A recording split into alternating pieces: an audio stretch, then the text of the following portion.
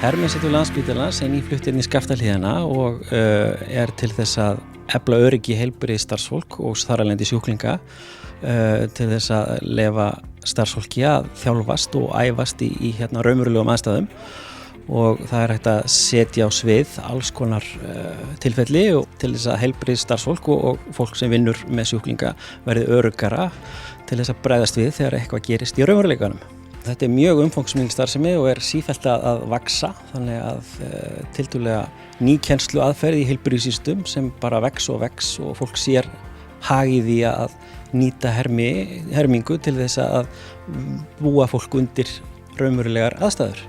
Hérna í Skaftahlíðinni í þessari nýju hermisetri höfum við 4 fullbúnar verkstöðvar, 2 til þess að sinna mjög umfangsmikilli hermingu og svo 2 minni sem svona meira kannski færni fyrir fram. Svo erum við stóran sal, tæknin mikinn sem fylgir þessu, það hægt að varpa hljóð og mynd í allar áttir, þannig að við getum sífellt í rauninni tekið eitthvað stærri hópa til þess að kenna hermingu.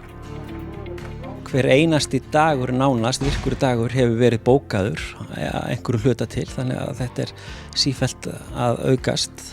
Þetta ekki kannski mjög margir sem koma í hvert skipti því að þetta svona litlir minni hópar sem eru keyrðir í gegnum hermingu. Dagana 16. til 20. september alþjóðleg hermivika sem ætluð að vekja athygli á þessu kennsluformi allan heim. Og við ætlum að bjóða fólk velkomið hingað í hádeginu til þess að sjá starfsemina og kynnast henni og sjá svona hvernig umfangið Við ætlum að bjóða öllum almenning og sérstaklega náttúrulega fólki á Landspítalanum velkomið hingað til okkar í hádeginu frá 12 til 1 alla daga næstu viku. Þar sem það getur komið og séð og kynnst því sem í gangi hér.